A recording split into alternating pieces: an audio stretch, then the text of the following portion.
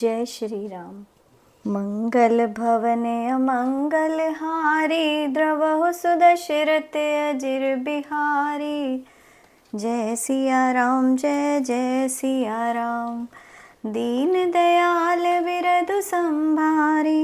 हरऊ नाथ मम संकट भारी, जय सिया राम जय जय सिया राम, जय सिया राम जय जय हनुमान।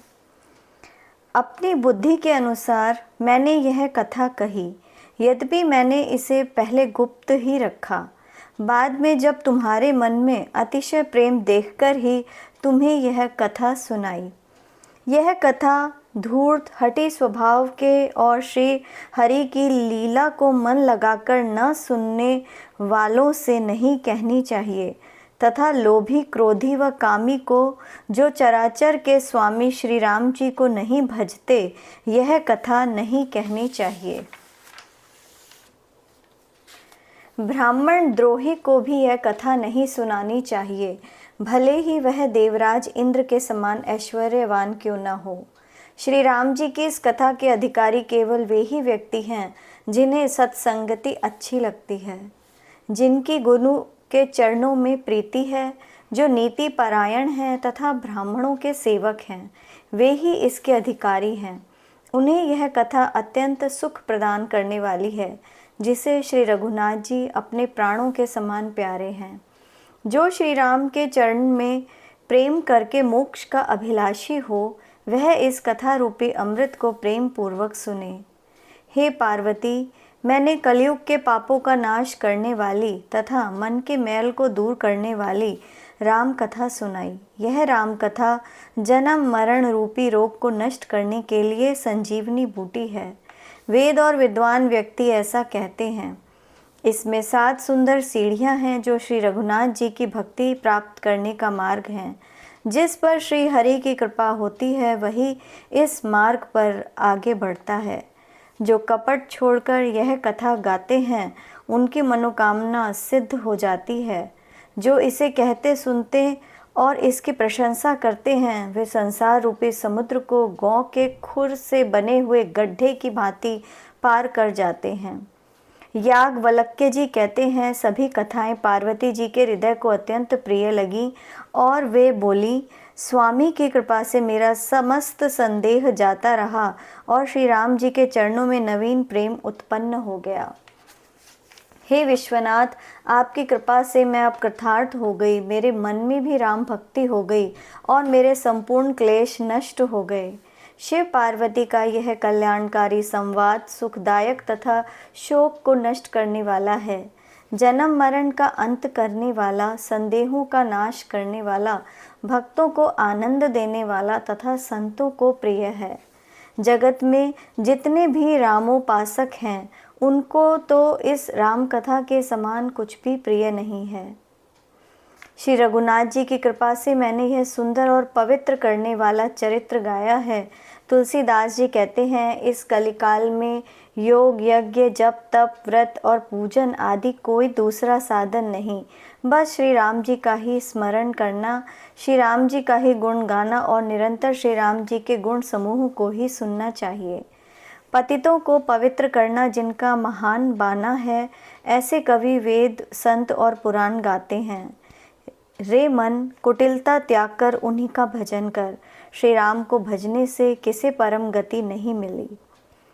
अरे मूर्ख मन, सुन, पतितों को भी पावन करने वाले श्री राम का भजन कर, जिसे परम गति नहीं मिली।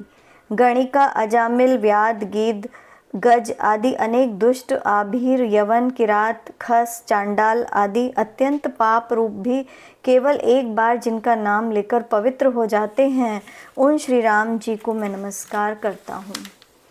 जो मनुष्य श्री राम जी का यह चरित्र कहते हैं, सुनते और गाते हैं, वे कलयुग के पाप और मन के मैल को धोकर बिना परिश्रम ही श्री राम जी के परम धाम को चले जाते हैं। जो मनुष्य 5-7 चौपाइयों को भी मनोहर जानकर हृदय में धारण कर लेता है, उसके भी 5 प्रकार की अविद्याओं से उत्पन्न विकारों को श्री राम जी हरण कर लेते हैं। परम सुंदर, सुजान और कृपा निधान तथा जो अनाथों पर प्रेम करते हैं, ऐसे श्री रामचंद्र जी ही हैं। इनके समान निस्वार्थ, हितैषी और मोक्ष देने वाला दूसरा कोई नहीं है। जिनकी लेश मात्र कृपा से मंद बुद्धि तुलसीदास ने भी परम शांति प्राप्त कर ली, उन श्री राम जी के समान प्रभु कहीं नहीं है। हे श्री रघुवीर, मेरे समान कोई दीन नहीं है और आपके समान कोई दीनों का हित करने वाला नहीं है। ऐसा विचार कर हे रघुवंश मणि, मेरे जन्म मरण के दुख को हर लीजिए। जैसे कामी व्यक्ति को स्त्री प्रिय लगती है तथा लोभी को धन प्यारा लगता है, वैसे ही हे श्री रघुनाथ जी, आप मुझे निरंतर प्रिय लगे।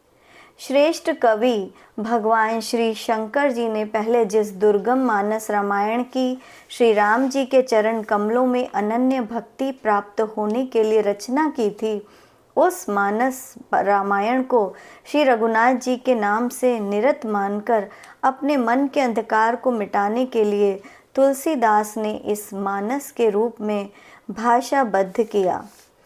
यह श्री रामचरितमानस पुण्य रूप पापों का हरण करने वाला, कल्याणकारी विज्ञान और भक्ति प्रदायक, माया मोह और मल का नाश करने वाला, निर्मल प्रेम रूपी जल से परिपूर्ण तथा मंगलमय है।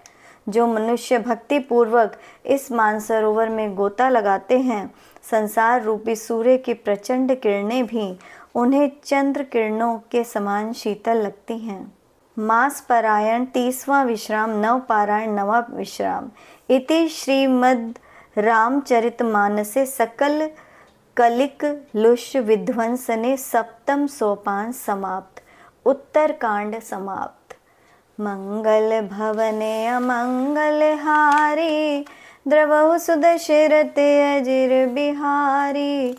जय सिया राम, जय जय सिया राम। दीन दयाल बिरधु संभारी, हरऊ नाथ मम संकट भारी। जय सिया राम, जय जय सिया राम। जय सिया राम, जय जय हनुमान। जय श्री राम।